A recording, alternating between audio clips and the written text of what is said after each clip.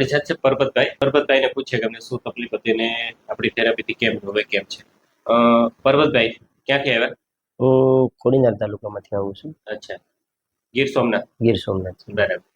અને પરબતભાઈ શું તકલીફ હતી જરા કહેશો?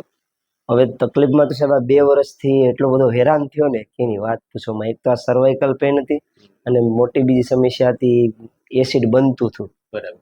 પણ આ 3 સિટિંગમાંથી મને જે આ ખંભાની તકલીફ હતી એ લગભગ આમ જોઈએ તો 100% મને રિઝલ્ટ મળ્યું છે. બરાબર. સર્વાઇકલ તકલીફ જે હતી, સર્વાઇકલની તકલીફ થતી સાહેબ, શું તકલીફ થતી જરા કહેશો? તકલીફમાં સાહેબ એવું હતું કે આખા હાથમાં ખાલી ચડવા મળતી, પછી આખો ભાગ ડાબી સાઈડનો આખો ભાગ છે રોકાઈ જતો. બરાબર. એના કારણે કઈ કામ કરવું હોય ને તો કરી શકાતું નહીં. મતલબ જે વર્ક કરવું એ થતું નહીં. અચ્છા, ખાલી ચડી જતી. કેટલી વાર કામ કરો પછી ખાલી ચડવું? મારાથી સેજ ખાલી 5-7 મિનિટ પણ જો નીચે જોવાઈ ગયું હોય ને તો પણ મને ખાલી ચડવા મળતી. બરાબર. હાથમાં ખાલી અને ગરદને દુખાવો. ગરદનમાં આવું લગભગ 2 વર્ષથી તકલીફ હતી. 2 વર્ષથી. અચ્છા. અને મને મળ્યા એ પહેલા પરબતભાઈ કોઈ ડોક્ટરને બતાવ્યું? કોઈ ડોક્ટર બાકી નથી. અચ્છા.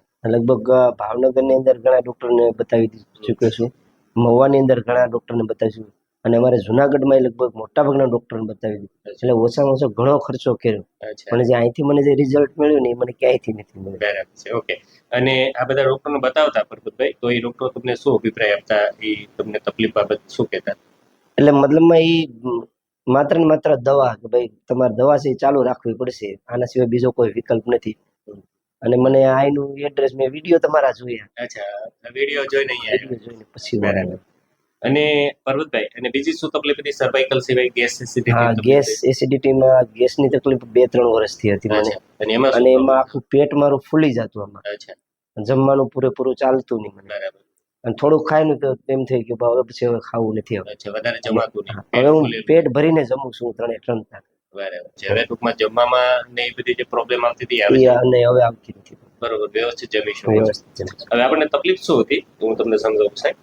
સર્વાઇકલ ની અંદર C5C6 વાળી ડીશ આપણી આ કાપ 5મા-6મા મણકાની વચ્ચેની ડીશ આપણી ખસી ગઈ હતી ગાદી, અને 6થા-5મા મણકા વચ્ચેની ગાદી ખસી ગઈ. ગાદી ખસી ટૂંકમાં જે આપણી આ નસ હાથમાં ઉતરે ને એ નસ દબાવી દીધી. મૂળ ડીશનું અલાઇનમેન્ટ બગડી ગયું. ગાદી ટૂંકમાં બહાર નીકળી ગઈ હતી થોડી. ગાદી બહાર નીકળી એટલે ટૂંકમાં તમે ઉપર નીચે જુઓ તો 2 મણકા વચ્ચે દબાય.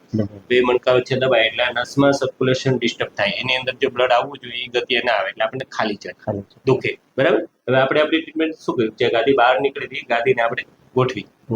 જેવી ગાદી અંદર આવી ગઈ એવી આપણને ટૂંકમાં તકલીફ સોલ્વ થઈ ગઈ. બરાબર. 2 ગાદીમાં પ્રોબ્લેમ હતો, C5C6 અને C4C5. બંને ડીશનું અલાઇનમેન્ટ કર્યું આપણે. ડીશનું અલાઇનમેન્ટ કર્યું એટલે આપણી આ નસો છૂટી પડી, હાથમાં જેવું થઈ.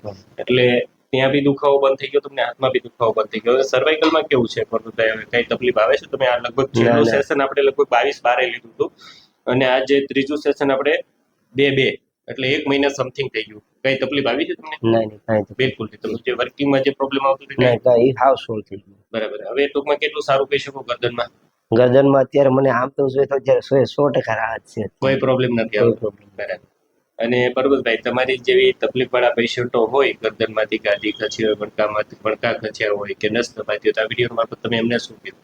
હું આ વિડીયો મારફતે એ લોકોને એ જાણ કરવા માંગુ, ખોટા દવામાં ખર્ચો કરવા કરતા એક વખત ડાભી સાહેબને તમે બતાવી દીધો 100% તમને એનું પરિણામ છે મળશે. તમે પોતે અનુભવ્યું છે? પોતે મેં અનુભવ્યું છે. ઘણા બધા ડોક્ટરો ફેરવ્યા, ઘણા બધા ડોક્ટરો ફેરવી લીધા છે, કોઈ બાકી જ નતું. એટલે પછી છેલ્લે તો એવો વિચાર કે બતાવવા કોને જવું. અચ્છા, બટ આપણને અહીંથી રિઝલ્ટ મળે. અને પરબતભાઈ કેવી લાગી તમને? નહીં, સચોટ મને તમારી જે સારવાર છે ને એકદમ સચોટ લાગી અને રિઝલ્ટ પણ મળી ગયું. બરાબર. અને પરબતભાઈ, આ વિડીયો યુટ્યુબ ઉપર મૂકીએ? ના, ચોક્કસ છે.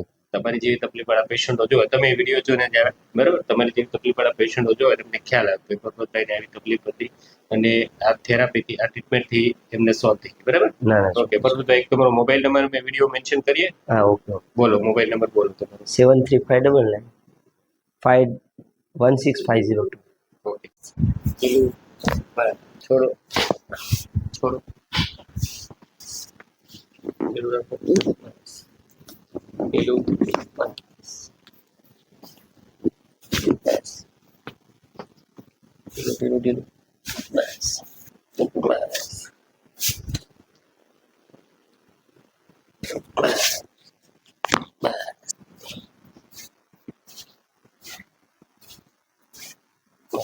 નોર્મલ નોર્મલ શ્વાસ લો.